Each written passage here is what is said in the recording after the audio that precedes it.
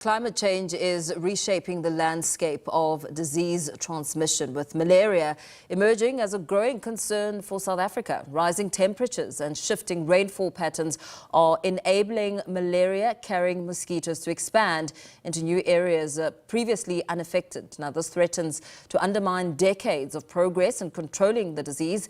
Experts are warning that the fight against malaria must now adapt to the evolving climate reality. CEO and co-founder of Goodbye Malaria, Sherwin Charles, joins us for more. A very good evening to you, Sherwin. Thank you for your time. And as we look to what we understand, that malaria-carrying mosquitoes will and are already moving to new habitats as the earth warms up because of climate change, what does this mean for malaria cases? Thank you so much for having me on, Mpo, and happy World Malaria Day. It means that we are most likely to see an increase in the number of cases on the continent. Already the continent accounts for 95% of the burden of disease in the malaria world. And whilst we've made great strides against the disease since 2000, in 2016 we saw the progress plateau.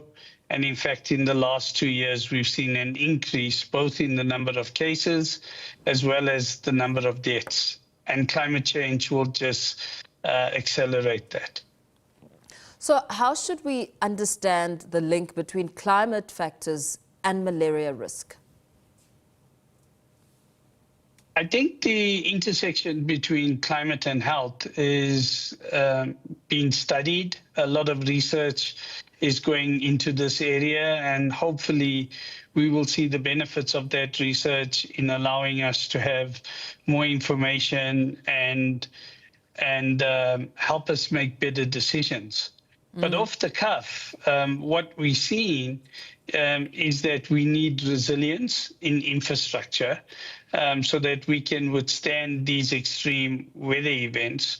We need to ensure that where access to healthcare facilities is closed off because of the flooding or because of climate, that we find other solutions to cater for the most vulnerable populations.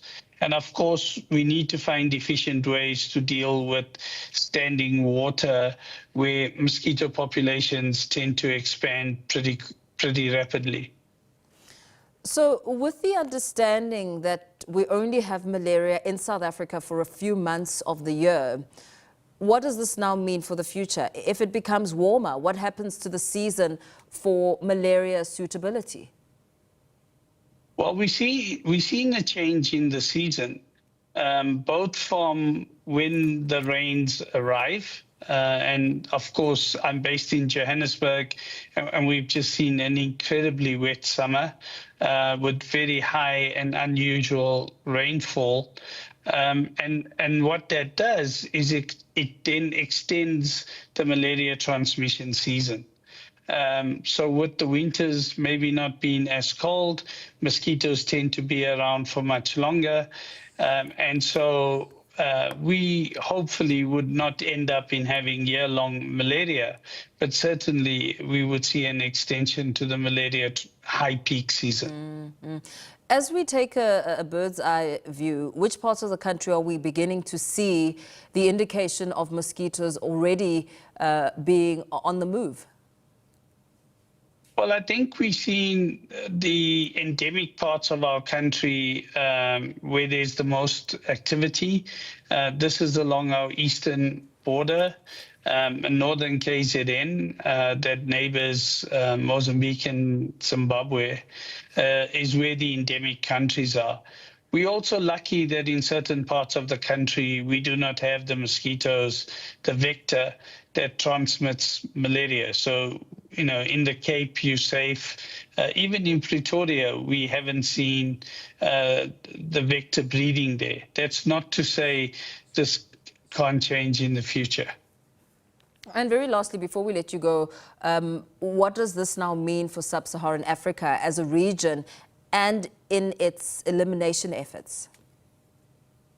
I think we've seen a setback, not just because of climate change, but also because of the high risk of financial resources dwindling.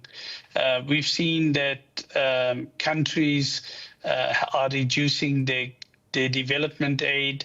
This, of course, has a huge impact on malaria in sub-Saharan Africa.